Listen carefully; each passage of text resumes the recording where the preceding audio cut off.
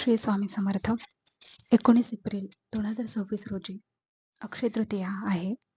हा दिवस 4 प्रमुख मुहूर्तांपैकी एक आहे. या दिवशी कोणतेही नवीन काम सुरू करण्यास मुहूर्त पाहण्याची गरज नाही. हा दिवस पितरांचा सण आहे. म्हणून या दिवशी दुपारी 12 वाजल्यानंतर पितरांना अन्नाचा नैवेद्य करावा. घरातील सर्वांनी दक्षिणेकडे तोंड करून हात जोडून पितृस्तुती म्हणावी. या दिवशी केळीचे पूजन करताना खाली गहू ठेवणे. या दिवशी पितरांना उदक कुंभ दान करतात. पत्रावळीवर तांदूळ ठेवून त्यावर पाण्याने भरलेला मृत्तिका घट ठेवावा. त्यात गंध, तीळ, सुपारी, विड्याची पाने, दक्षिणा, पाणी घालावे. घटास सूत्राचे वेष्टन करावे. घटाची पंचोपचार पूजा करून ब्राह्मणास दान द्यावा. या दिवशी केलेले दान, हवन, तर्पण, पूजा, जप इत्यादी पुण्यकर्म अक्षय टिकते. म्हणून अक्षय तृतीया ही शुभतिथी प्रमाणे पितृतिथी आहे. पितरांचे ऋण फेडण्याचा हा दिवस आहे आणि या दिवशी गंगास्नान, यज्ञहोम, यवदान, यवभक्षण करावे. पार्वती मातेचा उत्सव सांगता समारंभ निमित्ताने सर्व स्त्रियांनी हळदी कुंकू समारंभ करावयाचा असतो. ही अशी एक माहिती आहे, शास्त्रोक्त माहिती. आणि तसेच पितरांचं हवन, तर्पण वगैरे असं बरंच काही असतं. ज्यांचे माता पिता नाही आहेत त्यांनी ते सेवा करायची आहे. आणि किंवा इतर नैवेद्य दाखवण्याची सेवा तुमच्याकडे ज्या पद्धतीनं केलं जातं ना तसं तुम्ही करा. तर आता एक दुसरी सेवा पण आपण अक्षय तृतीयेला करतो, की अक्षय समृद्धी राहावी. आणि ही सेवा कुणीही केलं जातं. त्याचा आणि पितरांच्या सेवेचा याच्याशी काहीही संबंध नाहीये. ही सेवा प्रत्येक जण करू शकतो. अगदी विवाहित, अविवाहित, अविवाहित असणारे सुद्धा करू शकतात. म्हणजे असं काही नाहीये. बऱ्याच जणांना प्रश्न पडतो ना नंतर, त्यामुळे सांगते. प्रत्येकजण ही सेवा करू शकतं. आणि आईवडील आहेत नाहीत याच्याशी काही ह्या सेवेचा संबंध नाही. ही सेवा फक्त आपल्या घरातली समृद्धी कायम टिकून राहावी यासाठी आपण करतो. जसं पाडव्याच्या वेळेस पण कसं करतो आपण, समृद्धी टिकून राहावी यासाठी काही उपाय करतो, तसंच हे पण आहे. हे खालच्या सगळ्या सेवा आत्ताच्या मी वाचते. तर बऱ्याच जणांना प्रश्न पडला असेल ह्या सेवा कुठून वाचते वगैरे. तर आपला एक ग्रुप आहे, वटवृक्ष स्वामी नावाचा ग्रुप आहे. तर त्यामध्ये आपण या सविस्तर सेवा सगळ्या टाईप करून लिहिलेल्या असतात, आहेत ह्या सेवा. आणि तर तुम्हाला कुणाला जॉईन व्हायचं असेल तर अवश्य जॉईन व्हा. शेवटी मी माझा नंबर देईनच. अक्षय तृतीयेला घरात अक्षय समृद्धी राहावी यासाठी ही सेवा केली जाते. त्याचे हवन असते आणि ही सेवा कुणीही करू शकतात. पितरांच्या सेवेशी काही संबंध नाहीये. अक्षय तृतीया मुहूर्तावर लक्ष्मी प्राप्तीसाठी, आर्थिकदृष्ट्या समृद्धी, सुख, शांती राहण्यासाठी सेवा केल्या जातात. त्या खालीलप्रमाणे आहेत. तर अक्षय तृतीयेसाठी काही सोपे तोडगे आहेत. तर हे पण उपाय तुम्ही जसं जमेल तसं करू शकता. छोट्या छोट्या गोष्टी आहेत त्या करू शकतात आपण. काहीच अडचण नाही. रविवार आहे, सुट्टीच आहे. तर या दिवशी लोकांना गोड पदार्थ खाऊ घालावे आणि शीतल पाणी प्यायला द्यावे. म्हणजे येणकेन प्रकारे आपल्या घरी कोणीही गरजू आलं तर त्याला रिकाम्या हाताने जाऊ नाही द्यायचं. त्याचं आदरातिथ्य करायचं. गरजू कुणीही घरासमोर आलं काय मागायला वगैरे तर त्याला द्यायचं, एवढं लक्षात ठेवायचं फक्त. तर उन्हाळ्यापासून बचावासाठी गरजू लोकांना छत्री, मटका, पंखा दान करावा. मंदिरात किंवा सार्वजनिक स्थळी प्याऊ किंवा वॉटर कूलर लावण्याची व्यवस्था बघावी. म्हणजे पानपोई वगैरे भंडारा करून गोड धोडाचे जेवण द्यावे. याने अनंत पुण्य लाभतं. आता पुण्य लाभण्यासाठी आपण अशा बऱ्याच गोष्टी करत असतो, पण फलप्राप्ती करण्यापेक्षा हे पुण्य मिळणार आहे हे करण्यापेक्षा आपला एक माणूस धर्म आहे हे म्हणून करावं असो. तर अक्षय तृतीयेच्या दिवशी प्रभू विष्णूंची सेवा लक्ष्मीसह पूजा करावी. अक्षय तृतीयेला प्रभू विष्णूंना पिवळं फूल अर्पित करावे आणि पिवळे वस्त्र धारण करून तुपाचे 9 दिवे लावून पूजा करावी. श्री विष्णू सहस्त्रनाम पाठ आणि श्री सूक्त पाठ केल्याने जीवनात धन, यश, पद आणि प्रतिष्ठा प्राप्त होते. आजारामुळे त्रस्त असणाऱ्यांनी या दिवशी रामरक्षा स्तोत्र पाठ अवश्य केले पाहिजे. अक्षय तृतीयेला चांदीचे शिक्के किंवा सोन्याच्या दागिन्याची खरेदी शुभ ठरते. नवीन वस्त्र धारण करून मंदिरात अन्न आणि फळ दान करावे. परत एकदा येते मी इथं. अक्षय तृतीयेला चांदीचे शिक्के किंवा सोन्याच्या दागिन्यांची खरेदी शुभ ठरते.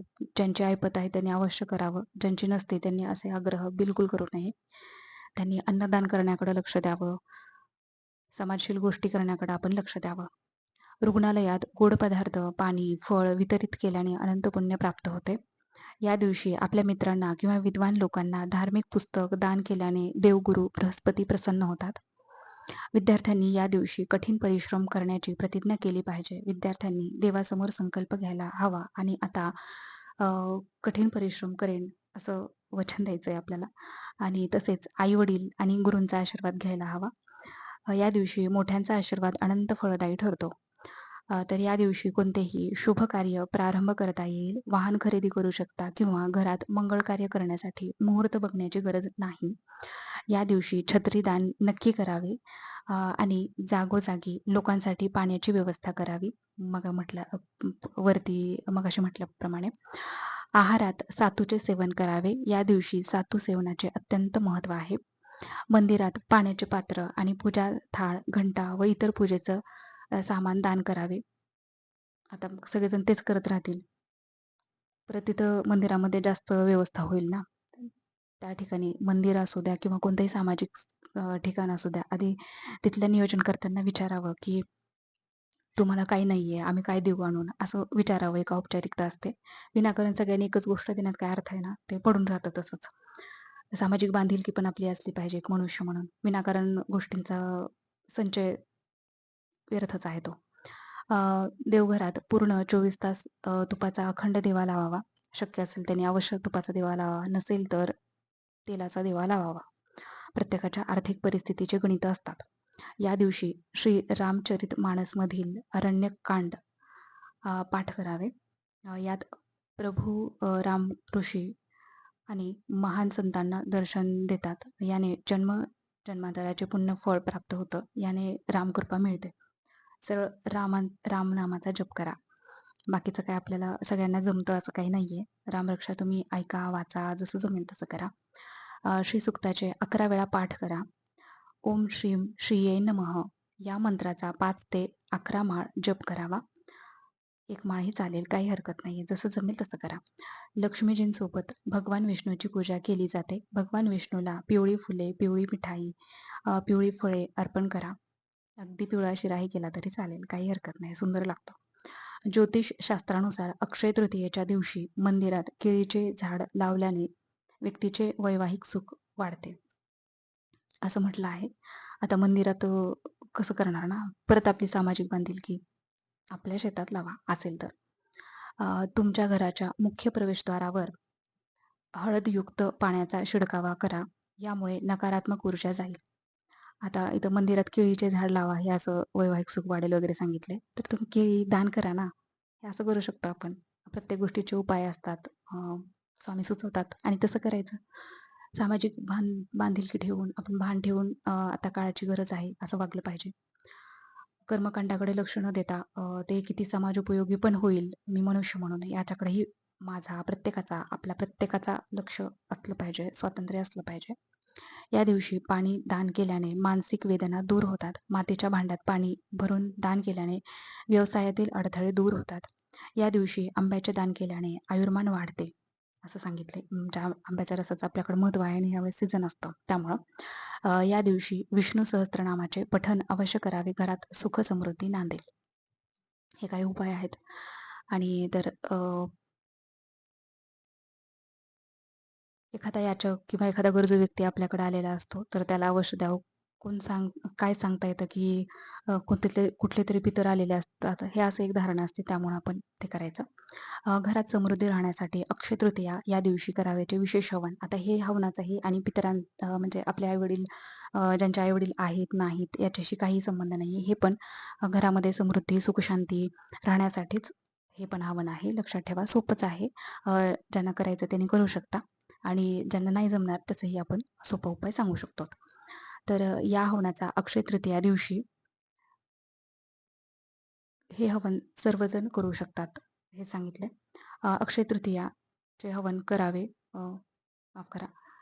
लोखंडी टोपलीत म्हणजे सगळ्यांकडेच हवनपात्र वगैरे असतं असं काही नाहीये. तुमच्याकडं नसेल तर एखादं लोखंडी टोपलं छोटंसं घ्या, टोपली, कुंडी वगैरे असं खराब झालेली म्हणजे असेल तर ते त्यातही तुम्ही करू शकता.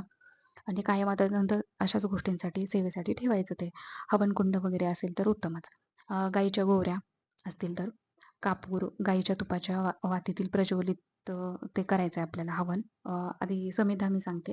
तर गाईच्या गोवऱ्या असतील तर उत्तम, नसेल तर आपण आंब्याची पानं, पिंपळाची पानं किंवा त्याचे फांटे जे वाळलेले असतात ते तुम्ही घेऊ शकता किंवा होम पावडर वगैरे, हवन पावडर वगैरे मिळते.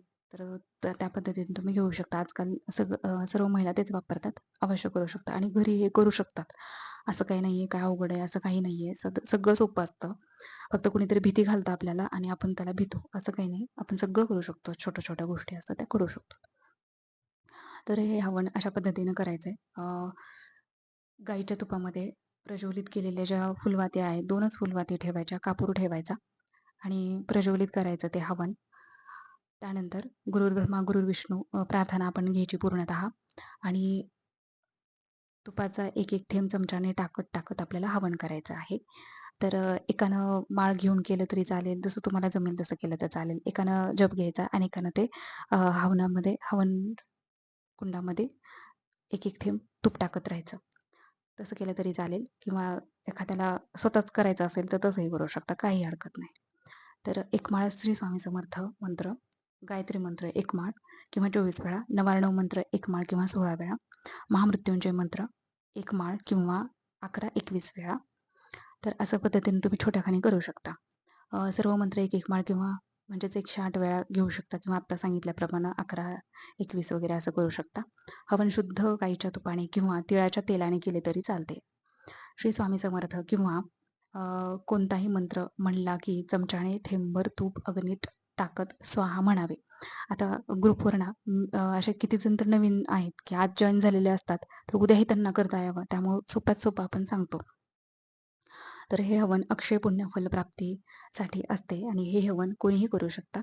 हे हवन करताना दक्षिण दिशेला तोंड करू नये. म्हणजे कोणतेही हवन करताना तसं नसतं करताना. बऱ्याच जणांना पितरांचं आहे का असं वाटेल म्हणून इथे एक सूचना दिलेली आहे. असं काही नाहीये.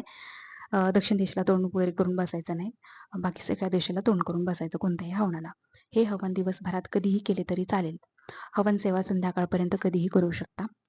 वरील कृती सगळं नीट वाचा आणि जर हे हवन एखाद्याला नाही करता आलं तर त्याने सरळ धूप, दीप, उदबत्ती वगैरे लावून ठेवा आणि हे सगळे मंत्र जे काय आहेत ते घ्या तुम्ही. नित्यसेवा वगैरे करा आणि त्यानंतर जी रक्षा वगैरे राहिलेली आहे, ह्या हवनाची ही रक्षा जी झालेली आहे तुम्ही घरामध्ये टाकू शकता. कायमची ती अंघोळीच्या पाण्यामध्ये टाकू शकता. कायमची ती वापरू शकता तुम्ही घरामध्ये टाकण्यासाठी किंवा कुणी आजारी असेल त्याला लावण्यासाठी. हे तुम्ही असं करू शकता. आता आपल्या शेतकरी बंधू-भगिनींसाठी एक उपाय आहे. खूप महत्त्वाचा आहे. वर्षातून काही 4 मुहूर्त असतात आपले. तर त्यावेळेस आपल्याला एक पर्वणी असते, की धरती मातेचे आभार मानण्याची, तिचा मानसन्मान करण्याची. तर हीच सेवा आहे. फार साधं सोपं आहे. बाकी काही मंत्रसूत्र नाही म्हणले तरी चालतील. फक्त हे तुम्ही मानसन्मान करा अवश्य. ज्यांना शेत आहे त्यांनी अवश्य करावं. मग तर शेतीचा म्हणजेच सीतामातेचा आपल्याला मानसन्मान करायचा आहे. तर शेतामध्ये मध्यभागी शेताच्या पूर्ण क्षेत्राच्या मध्यभागी शक्यतो तर 1 बाय 1चा खड्डा असा खणायचा आहे. त्याच्यामध्ये पंचोपचार पूजा वगैरे करायची आहे त्याची. म्हणजेच पाणी वगैरे टाकायचं. अ, हळदी-कुंकू, अक्षता आपल्याला माहितीच आहे नेहमीसारखं तसं करायचं. ज्या काही आपल्याकडं नैवेद्य असेल, पुरणाच्या पोळ्या असू द्या, साध्या पोळ्या, काहीही तुमच्याकडं जो नैवेद्य असेल तो त्याच्यामध्ये ठेवायचा आहे. आणि सीतामातेची नारळाने खणा नारळाने ओटी भरायची आहे. तिचे आभार मानायचे आहेत. तू भरभरून देतेस आम्हाला, तुझ्यावरच आमचं जीवन आहे. जे काही म्हणायचंय आपल्याला मनापासून प्रत्येकाच्या भाषेत आपल्याला जे म्हणायचं ते म्हणू शकतो आपण. आणि खऱ्या नारळाची ओटी आतमध्ये ठेवण्यापेक्षा एखाद्या गरजू स्त्रीला दिलं तर उत्तम आहे. परत एकदा सामाजिक बांधिलकीपर्यंत यायचंय आपल्याला. अध्यात्म हे सामाजिक बांधिलकीत असलं पाहिजे. कर्मकांडामध्ये नको. तर हे अशा पद्धतीनं करायचंय. वर्षभर पुरेल इतके धनधान्य देऊन उपकृत करावे ही विनंती व नंतर प्रार्थना, जय जयकार घेऊन नमस्कार वगैरे करावा. खड्डा बुजून नंतर तो घ्यायचा आहे आपल्याला, बरं का. आणि जर शक्यच असेल तर शेत असणाऱ्यांनी वरील सेवा अवश्य करा आणि खणा नारळाने ओटी नका भरूत म्हणजे त्या जमिनीची. हवं असेल तर जमिनीतच पुरण्याऐवजी ते खणा नारळाची ओटी तर गरजू एखाद्या महिलेला तुम्ही ते साहित्य जे काय असेल ते द्यावं असं सांगितलेलं आहे. आणि स्वामींचा जप वगैरे धरती मातेला स्पर्श करून तुम्ही केला तरी चालेलच. उत्तमच आहे. आणि बऱ्याचदा पुरुष वगैरे नाहीत करत, स्त्रिया असतील तर करतीलच. तर भुवनेश्वरी मंत्र तुम्ही अवश्य म्हणावा धरती मातेला हात लावून. भुवनेश्वरी मंत्र नित्यसेवेमध्ये आहेत. इथं पण दिलेला आहे. ओम ह्रीं श्रीं क्लीं भुवनेश्वरी नमः असं 16 वेळा म्हणायचा हा मंत्र. भुवनेश्वरी स्तोत्र वगैरे अवघड आहे. म्हणलं तर उत्तमच आहे. नसेल तर आभार माना, मानसन्मान करा. म्हणजे त्यालाच म्हणायचं मानसन्मान करणे. तर हे अक्षय तृतीयेची सेवा आहे. काही उपाय दिलेले होते, हवन दिलेलं होतं आणि शेतासाठी आपल्याला एक सेवा दिलेली होती. परत एकदा समजून घ्या प्रत्येक जणांनी. जर नाही समजलं तर परत एकदा व्हिडिओ पहा. फार शांततेत सांगितलेलं आहे. आणि ग्रुपमध्ये जॉईन व्हायचं असेल आपल्या WhatsApp ग्रुपमध्ये, असं मूल्य वगैरे असं काही नाहीये. सर्व स्वामी सेवेकरांचं अगदी स्वागत आहे. नंबर सांगते 89809527 हा नंबर आहे. WhatsApp नंबर आहे. मेसेज करावा आधी पूर्ण नाव, शहराचं नाव आणि श्री स्वामी समर्थ म्हणजे स्वामी सेवेकरी आहे याची खूण पटण्यासाठी एवढा मेसेज केला तरी चालेल. स्वागतच आहे स्वामींच्या ग्रुपमध्ये. स्वामींचा ग्रुप आहे तो. आणि प्रत्येक सेवा साध्या सोप्या पद्धतीने नवीनातल्या नवीन व्यक्तीला करता येईल आणि कर्मकांडाच्या ऐवजी ती प्रेमाने कशी करता येईल आणि ती भक्ती मार्गातून करता येईल याकडे माझा कल असतो नेहमी. जसं स्वामी सुचवताल त्याप्रमाणे मी सेवा सांगते. मी काय स्वामी सुचवतात तेच फक्त टाईप करत जाते. फोटो टाईप करत राहतात कधी-कधी. इतकंच. बाकी काही नाही. श्री स्वामी समर्थ.